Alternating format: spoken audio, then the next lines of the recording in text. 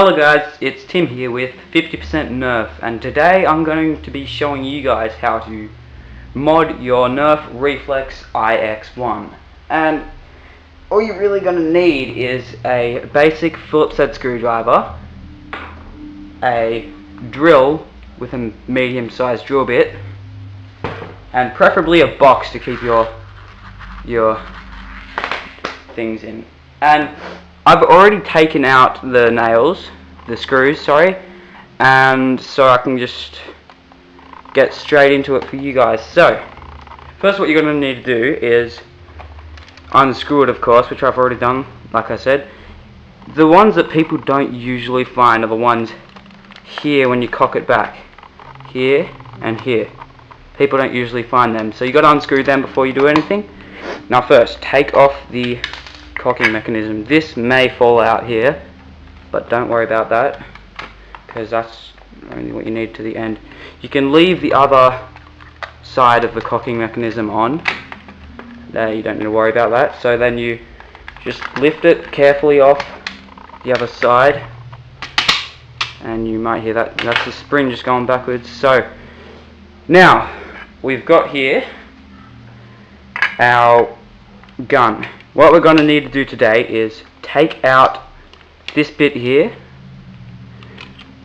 So we'll take out the spring first, and we will take out this bit here.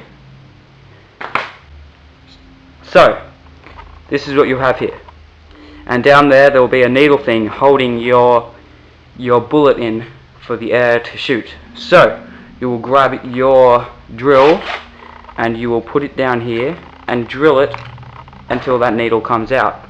You need to have it completely so you can see a hole straight through it. That's how we're going to mod it today, so the air can get all the way through it. You'll see this hole here as well. We're going to need to tape that up with some electrical tape so that we don't have any air leakage. That'll help out just a little bit. So we'll just grab a small bit of electrical tape right here and we will cover the hole up with it. So just grab the sticky end of the electrical tape, place it as close as you can to that rim right there, and just carefully layer it down so it completely covers the hole. Make sure you haven't got any wrinkles in it, otherwise that can let out air. So that's what you should have, and there's where the hole used to be. So now if you want, I'm not going to do this because it's a pain in the ass to get back in, but you can stretch the spring. That helps out quite a bit. You stretch the spring out and that makes the air shoot the bullet much faster. But I'm not going to do that today. I'm just going to show you how to basically take out the air restrictor. So what we're going to do is we are going to have to put this together here. With this you will see it has circle bits there and flat bits there. Here we'll have a thing, a bit of plastic there. It's kind of a groove that goes into these two holes here. So we'll put that in there, and then this side bits, these ones, the flat bits, will have to go down on your gun like this with that hole facing up. You should see where that goes in because you just took it out earlier. It is a good idea to take pictures of your gun before you completely take it out, especially when you're doing it alone without a tutorial, because then you might forget of where the pieces go and you'll get yourself in a shitstorm. So with this right here, there is a bit with just a small little square on top and a bit with a massive bit on the top. What we're going to do is we're going to put this in here, and I'm just going to take this off. So we're going to put this in here with that bit facing towards us. Make sure that you align this part here with this whole mechanism here. As you can see, I've done it right there. Now, whoops, and we'll just keep the trigger all working fine. Yep. And okay, so once you've done that, make sure it's all aligned.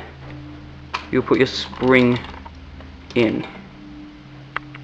So this is where it becomes a problem if you've stretched the spring, because you've got to put it in here where you see that screw hole right there.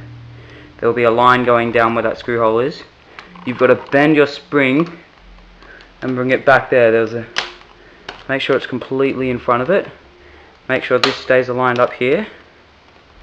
And keep it there. And if you have it stretched, it'll keep popping out and you got to try to put it back in carefully. Make sure you got all this back in and pushed down properly, and this little pin that may have fallen out before will go in here in the back of your cocking mechanism. Well, the thing that pulls the cocking mechanism. And that will basically make it that when you pull this back, it'll go forward. So we'll put this on now,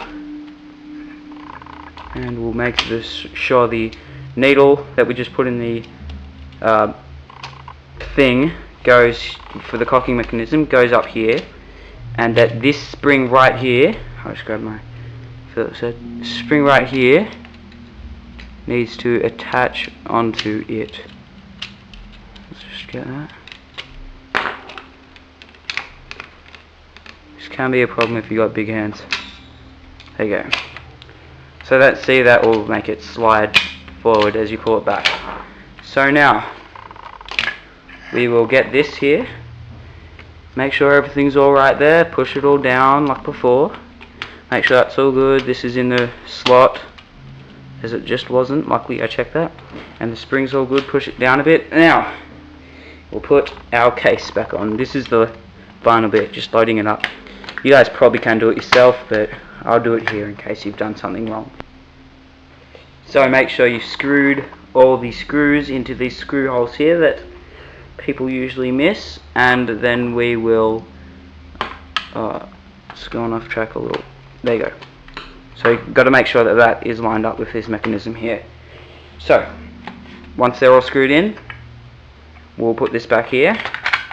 I'm just going to screw this after the video so I don't bore you guys. I'm just showing you how to put it together. So you will put this like that. Once it's screwed, then you'll screw everywhere else, and it should look like this. I lost my mod part where you slide the mod onto a fair bit back when I opened it, because I lost the spring for it. But also you can take this off right here if you don't really want it. Once you actually open up the gun, you can pull it off if you don't want it. I'll keep that on in case that becomes any bit useful. So there you have it. You'll have your Nerf gun modded once all the screws are put in. I'll show you guys how it shoots just after this video.